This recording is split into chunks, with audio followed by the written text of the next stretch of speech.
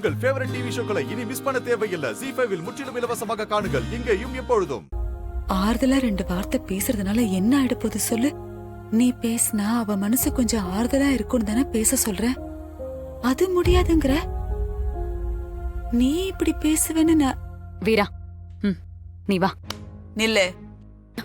நான் தான் அவகிட்ட பேசிக்கிட்டு இருக்கேன்ல. நீ பாட்டுக்கு வந்து வானு கைய பிடிச்சி இழுத்தா என்ன அர்த்தம்?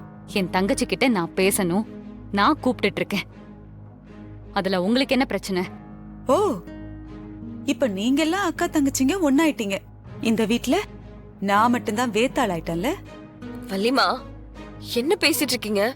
பின்ன என்ன வீரா, பேசுறத நீயும் கேட்டுட்டு தானே இருக்க. ஏன் இவ பண்ணாத தப்பா?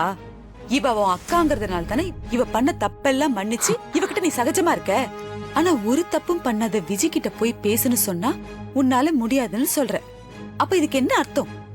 இங்க பாருங்க, அவகிட்ட நீங்க ஒரு விஷயத்த சொல்லிருக்கீங்க. அவ செய்யலனா அது அவளோட விருப்பம்.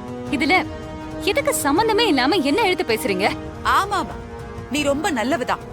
கூட பிறந்த தங்கச்சிக்கு ஒரு நல்ல வாழ்க்கை அமைதுன்னா அதை வேணும்னே கெடுக்கணும்னு பார்த்தவதானே நீ. நீ எல்லாம் பேச வந்துட்ட. இத பாருங்க, நான் பிரச்சனை பண்ண வேண்டாம்னு நினைக்கிறேன். ஓ, நீ பிரச்சனை வேற பண்ணுவியா? பண்ணு, பிரச்சனை பண்ணு பாக்கலாம். 2 பேரும் கொஞ்சம் அமைதியா இருக்கீங்களா? வள்ளிமா, கொஞ்சம் தயவு செஞ்சு புரிஞ்சுக்கோங்க. என்னால இப்ப யார்கிட்டயும் பேச முடியாது. நீங்க இத வச்சு பேசுறது எனக்கு பிடிக்கல. நான் வரேன். வா போலாம். வா.